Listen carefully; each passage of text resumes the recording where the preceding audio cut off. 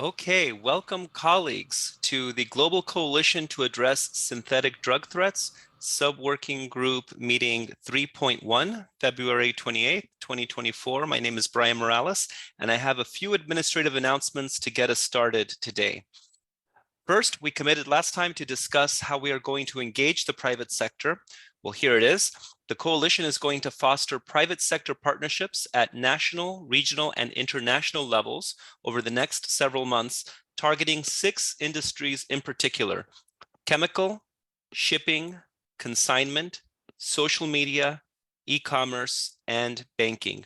There's 2 other industries that are very important, but we are going to concentrate on the first 6. However, for the following year, we will also be looking at the pharmaceutical industry and artificial intelligence, as AI has connections also to the synthetic drug issue. How are we going to engage the private sector? First, we are encouraging governments to establish national dialogues with their national private sector companies beginning in February. We are also looking for specialized working groups to be established. And the United States started one group this month, the Alliance to Prevent Drug Harms with Social Media. And we brought together Snap, Meta, and Discord to start looking at how social media is targeting youth and the risks and vulnerabilities. So that's one effort. We have to look at the other industries as well and start expanding those organizations that we're working with. Additionally, INCB is going to be hosting a Tech Against Trafficking event March 5 through 8 in Vienna, Austria. We will also, like the other networks, civil society and universities, be looking for an exchange of experiences on the website beginning in February, where private sector companies can share experiences, as well as recommendations. Toward the latter months, April to July of the coalition, we'll also be looking for achievements from the private sector that we can post on our website. And we are also going to be discussing with our co-chairs, at the discretion of the co-chairs, the opportunity for select sub-working group sessions to also incorporate presentations from the private sector. Now, I want to speak a little bit about the recommendations and the meetings in March coming up. Today, we are having our final meeting of this second phase of the coalition that relates to sharing best practices and models. We have received several requests for additional presentations from many governments. So tomorrow, we are going to be speaking with the co-chairs to determine how to incorporate those requests over the coming months. Now, if you are interested and haven't expressed the interest to deliver a presentation to all of us, look at the email address at the bottom right hand of the screen, syntheticscoalition@state.gov. Please email us and let us know that you are interested in providing a presentation for the benefit of the coalition members. Now, I also want to share that co-chairs have received a draft list of recommendations. These were shared via email. And next week, March 6th and 7th, those recommendations will be discussed and then finalized and posted on the website. So by now, you should all have received that list of recommendations. Please take a look, share with your governments, and either come prepared March 6th or 7th, or you can also email us in anticipation of that, again, to the same email address with any edits or comments that you may have. Importantly, governments are not required to implement all of the recommendations, although we hope that you do. And also, the recommendations are not an exhaustive list. There may be other recommendations outside of this list that your governments may want to implement in the spirit of the coalition. If you're not able to submit your recommendations in time for the March 6 and 7 meeting, you may continue to post them on the website. Now, as you see this list here, we go from recommendations, which are very broad, to concrete initiatives that we're going to be working on beginning in April. And then those initiatives will lead to achievements, which are sort of short-term deliverables. And then we are going to look for long-term outcomes. This is the flow of how we anticipate our work will materialize over the coming months. How about an example? So an example could be adopting a new innovative technique for drug data collection.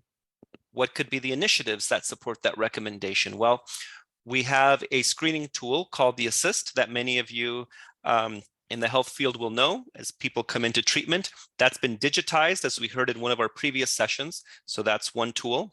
Another tool might be wastewater analysis. And an achievement, something we might do between April, let's say, and August, 10 countries might conduct an assessment on using the online Assist tool. Or we might have training for 8 countries in wastewater analysis. Now, an outcome, maybe for next year or the year after, is that now there's new drug trends that are detected as a result of adoption of these tools, or policy decisions that are taken by governments are informed as a result of the data that's collected. So that's where we are really hoping that these recommendations materialize into concrete outcomes at the end of the day. I want to share with all of you that the initiatives menu is now available. Only about half of all of the initiatives we've received have been posted. We have received over 120 initiatives from about 13 international organizations. So please take a look at that list of initiatives. If you click on an activity, you can get the full description and background. But importantly, at the very bottom, you will see the contact information. So please take a look and email those individuals and let them know for the initiatives that you are interested about, that you would like to register your name, your email address as a potential participant. Now, importantly, just manifesting the interest does not mean that there will be automatically resources and support to be able to involve all of the countries that register. We don't know how many countries are going to register, and we don't know the amount of resources that will be necessary. But what we will do is work with the international organizations, discuss with other international donors to see how best we can support as many partners as possible in carrying out the initiatives that countries express demand in. So that is all for me for today. I'd like to now turn it over to Ivana and Maria to lead today's sessions, our co-chairs. Thank you so much. Thank you, Brian, for walking us through the exciting journey ahead for the coalition. And good morning to our colleagues on prevention all over the globe. Again, thanks to USINL and Colombo Plan for such a noble initiative to capacitate and, of course, inform the global workforce on interesting, valuable topics to help us in advancing our own local initiatives towards improvement of global outcomes. We have 3 presenters for this session. And in the interest of time, we'll start with the first country testimonial. We would like to welcome Marica Ferri, the head support to practice sector of the European Drug Agency Prevention Initiatives, to give the presentation on the assigned topic. Over to you, Cyril. Dear colleagues, thank you for inviting me today to give a brief presentation on the present and the future of prevention at the European Monitoring Center for Drugs and Drug Addiction. As many of you know, our European agency based in Lisbon is being given an extended mandate by the European Commission, and we are going to implement it. Prevention remains one of the pillars of our activities, and in particular on the field of training of professionals. Prevention is particularly interesting because it's an area that gathers consensus about the need of improving interventions and providing evidence of effectiveness. So if many years ago, there were still some doubts about which interventions were working better than others. Now there is an increasing demand from many countries to have better training for professionals and to provide measurable results of interventions. Our agency is guided by the European Drug Strategy, where it is clearly stated that we need to disseminate through training the current evidence to enable decision makers to improve their decisions and interventions. So in particular, in our action plan, that is also a guiding document, we do not work alone. We rather cooperate with other international organizations, for example, the UNODC and the WHO, while we implement quality standards for prevention interventions. We have to make sure we are always updated with the last available evidence. We have a kind of evidence surveillance system where every 3 months we scan the main scientific literature databases to identify relevant studies, to summarize them, and to rank them according to the level of evidence, which is also the levels of certainty for those interventions. We also have collection of examples of programs and practices. So for a number of manualized prevention interventions, we created a database where interventions are studied by a group of experts, filtered and suggested on the basis of the level of evidence in support. In addition, you can find summaries of the experience of the implementers. So in a way, if someone is interested in implementing one of those programs, they can also consult on the ones who have implemented them before and ask for suggestions, the way they overcome possible obstacles, barriers, etc. So from the real experience of the ones who implemented them, we can put our stakeholders in a position of making decisions, taking into consideration what are the levels of uncertainties. So how much responsibility one has to take when implementing an intervention for which, for example, the evidence is not so strong. We also have a training offer at our agency. There is a general training on all our activities available in 2 formats, in online version in winter, the winter school, and then in summer, 2 weeks here in Lisbon in collaboration with the Lisbon University. So the winter school is going to start next week, and we are very keen on welcoming the 25 students who already registered, while the summer school will be starting at the end of June and will go on until the end of the first week of July, this summer. In the summer and winter school, we provide a general overview of drugs-related issues and how in Europe we deal with them. We also have a specialized training for prevention, and this is based on the European Prevention Curriculum.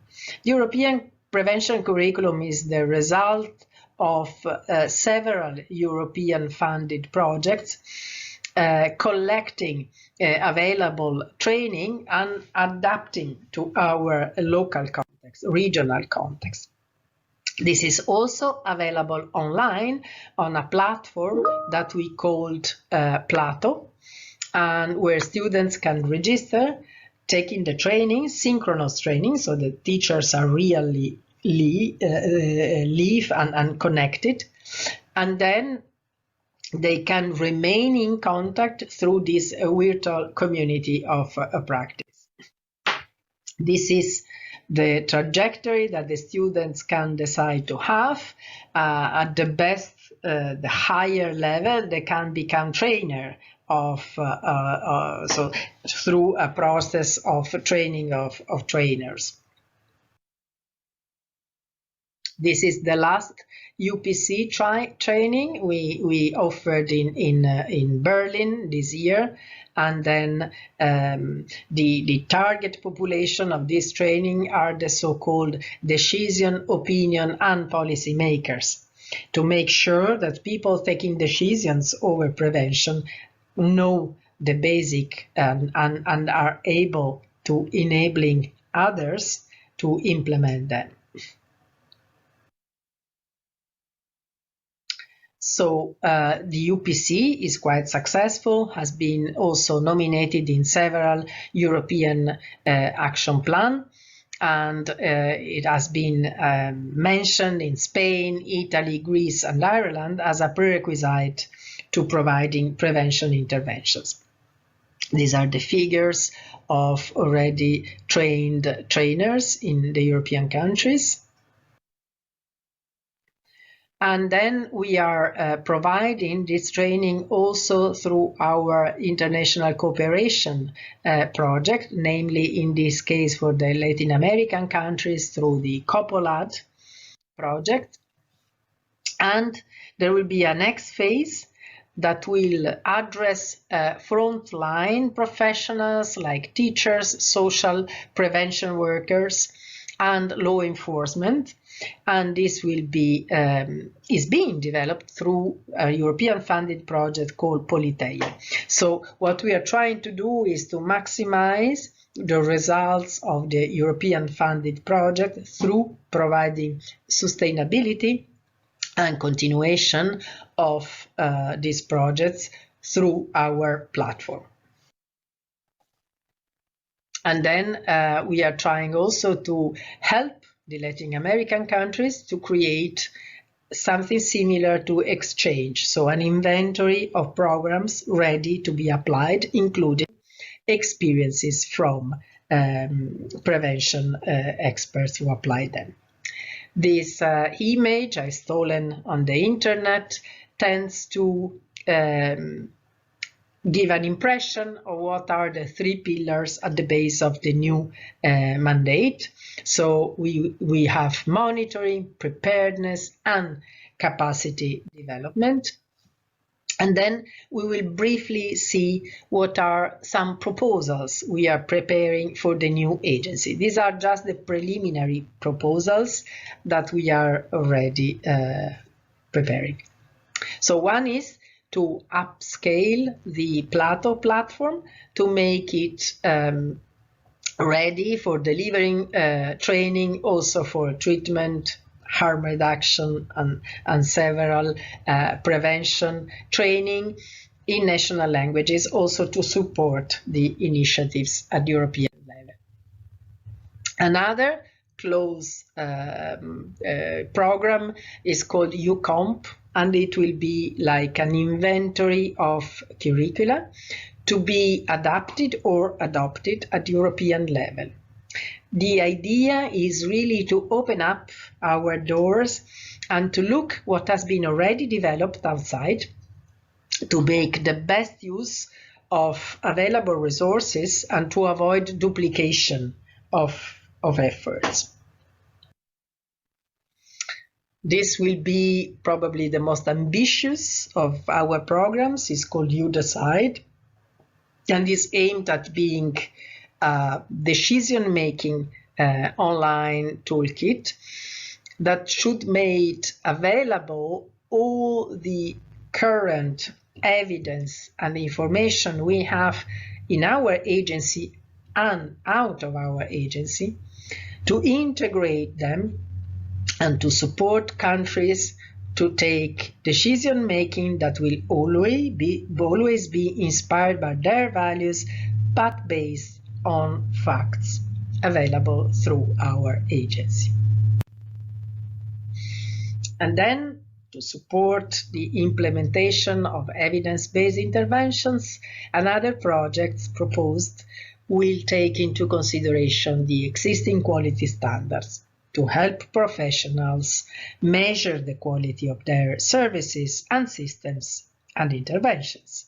And this will also be open to collaboration with other organizations and professionals. So this was just a teaser about our future activity. The main message is that we are very excited about being opening to more collaboration and experiencing together on how to optimize our experience and to test new ways of helping the countries and implementing our ambitious and interesting mandate. Thank you. Thank you very much, Marica, for such a very comprehensive presentation on the initiatives of the European Drug Agency Prevention, on the way on how to address the increasing demand to capacitate the global workforce on prevention. And I truly agree that it is such a very exciting teaser. We took note of the highlights of the presentation, particularly on the best practice portal, which is kept updated, and of course the platform for programs and projects implemented in European countries are being showcased.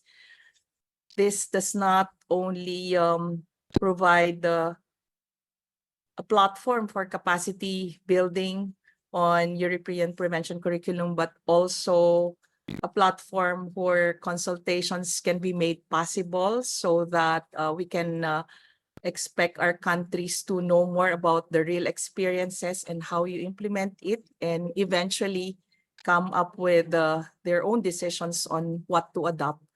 Thank you very much. And we're excited to visit these portals.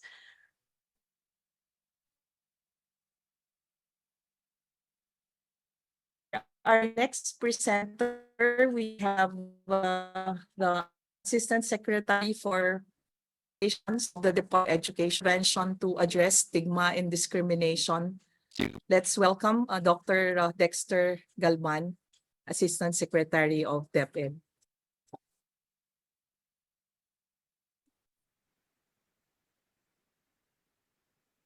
Good day. I'm Dr. Dexter Galban, Assistant Secretary for Operations of the Department of Education. And it is my honor, pleasure, and privilege to join you here today to talk about how we can mainstream prevention to address stigma and discrimination. These are the experiences of the Department of Education Philippines when it comes to our National Drug Education Program. And to begin, what exactly is NDEP, our National Drug Education Program? It is our comprehensive approach to provide holistic solutions to the problem of drug abuse, more so within the community and the school setting. And this is implemented in our schools primarily to create awareness regarding the ill effects of abusing drugs, and of course to develop among our learners, our students, a positive behavior and life skills to resist drugs and any and all forms of high-risk behaviors, even all other forms of substance abuse, whether that be tobacco, vaping, alcohol, or even excessive gaming. And when it comes to our approaches, when it comes to mainstreaming the prevention of NDEP, the heart and soul of the Department of Education would, of course, be our curriculum. And that's why, as part of this endeavor, curriculum and instruction is of paramount importance, integrating our National Drug Education Program into the reading materials of our learners, making them aware of the health impacts of being involved with illicit drugs, and actually integrating that into the health classes, patriotism classes, and all other facets of their learning. In fact, that is part and parcel of the recently launched Matatag curriculum under our Matatag agenda. We also complement this with learnings outside the four walls of the classroom through co-curricular and ancillary services. Therefore, we have enrichment programs in partnership with other government agencies, such as our Barkada Contra Droga, and we integrate the interventions with our other programs and projects, for example, mental health and wellness, reproductive health, and all other services that gear towards youth formation, learner formation. Because at the end of the day, we have this vantage point wherein anything and everything that we currently believe and currently practice as adults were somehow either introduced or reinforced by our experiences when we were in our developmental years, when we were in school, when we were much younger. Hence, we had to ensure that there is a 360 approach towards not only what they talk about in their classes, but also in the kind of services that are made readily available to them. And this will only be possible if we have effective staff development and we're able to effectively upskill and train our project development officers, our health personnel, our teachers when it comes to learning more about our national drug education program. But then again, this goes beyond the four walls of our school. Hence, it is imperative for us to engage our parents. So parent education and community outreach are part and parcel again of our NDEP. It's important to work with our parent-teacher associations. It's important for us to orient them regarding the emerging problems that can be associated to illicit drug use, as well as its impacts on mental health and the overall development of their kids. And of course, it is not going to be a successful program unless we're able to effectively implement a strong monitoring, research, and evaluation segment so that we're able to track progress, we're able to measure what needs to be measured, and we're able to actually evaluate whether or not we were able to create an impact on the lives of our learners following all of these different facets of the National Drug Education Program. So we again have conducted a lot of activities from the capacity building of our personnel. We even have our chief as well as our health personnel going through the process of the Universal Prevention Curriculum, or the UPC. And this is done in partnership with our friends from USAID. And at the same time, we have capacity building programs for parents as part of our STEP program and several other related trainings that gear towards enriching the knowledge of our parents regarding drug abuse prevention education. And of course, as I've mentioned, this is very much geared toward our learners, Barkada Contra Droga Plus. What initially started as a drug abuse prevention education campaign expanded into a more comprehensive substance abuse prevention education campaign that once again talks about prevention of the use of tobacco, vapes, alcohol, illicit drugs, and even excessive gaming. And when it comes to addressing stigma and discrimination, of course, we have legislative advocacies that we have been pushing forward from our drug abuse councils to ensuring that we are able to effectively prevent drug use amongst our learners, even within the community setting. And of course, policy and programming, we are currently developing a very, very strong drug abuse prevention policy within the Department of Education that will reinforce some of our existing substance abuse prevention education components from tobacco and alcohol as well. And of course, reframing the mindset, because when you talk about drug abuse prevention, you're actually trying to capture the issues and concerns related to it. Meaning, we have to talk about mental health, we have to talk about needs fulfillment, we have to talk about stress management, and all of those that are related to the reasons that actually drive people towards drug use in the first place.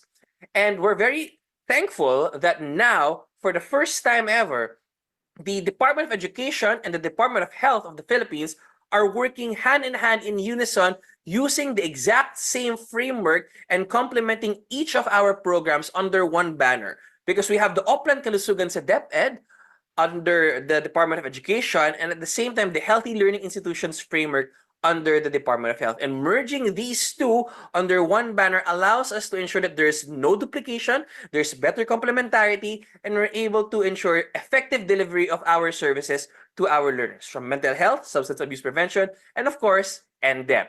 And all of these are in fulfillment of the Matatag Agenda, the Department of Education's blueprint towards addressing all of the problems and concerns pertaining to basic education. And in particular, this addresses the third component, or the second ta of Matatag, which is take good care of learners by promoting learner well-being, inclusive education, and a positive learning environment. And this will not be possible, of course, without the team that actually rolls out the program. Of course, that would be part of our office, the Office of the Assistant Secretary for Operations Learner Support Services, the Bureau of Learner Support Services. And of course, that includes our School Health Division, our Youth Formation Division, soon to be renamed Learner Formation Division, and our School Sports Division to ensure that we have a cross-cutting approach when it comes to drug abuse prevention education, more substance abuse prevention education. So I hope that this has been an insightful discussion on mainstreaming prevention to address stigma and discrimination. Once again, I'm Dr. Dexter Galban, Assistant Secretary for Operations of DepEd. Thank you very much. Thank you very much, Sec Galban, for highlighting the need to go beyond the four walls of the classroom to reach out to bigger stakeholders. That would include the parents and the communities, and for highlighting also the different components of the school-based national drug education program and how these initiatives will eventually aim to change the mindsets, not only of the program focals, but also the learners as they journey towards reaching their educational goals. And you have highlighted the need for political will, because it takes a lot of championing to ensure that resources will be available for the capacity building, and that advocacy needs to be consistent and should always be strengthened at all levels of the governance. Thank you very much. And for the third presenter, we have, of course, Wadih Maalouf, the Program Officer of PTRS, to discuss how can mainstreaming prevention in line with science address stigma and discrimination. On behalf of UNODC, thank you again for inviting me to address this question on how can mainstreaming prevention in line with the science address stigma and discrimination.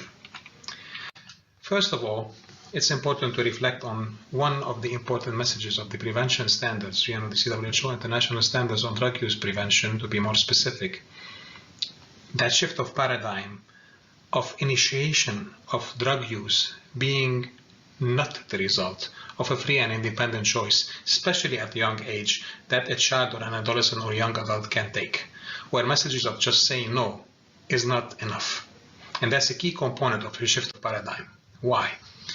Well, it's mainly because of that vulnerability matrix that the prevention science really advise in terms of addressing when interventions are put in place, where that vulnerability is the result of personal characteristics, genetic susceptibilities, mental health characteristics, neurological development, stress reactivity, things that determine who the person is under their skin at a specific age of development, and how that person in his or her context really react to the ecological layer surrounding him or her, from family influences to school influences to peers, and of course these social institutions exist in a larger sort of ecological context.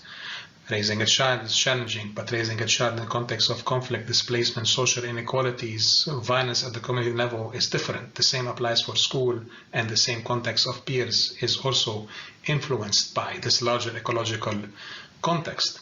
Needless to say, this larger ecological context have direct influence on the person and his or her vulnerability as well.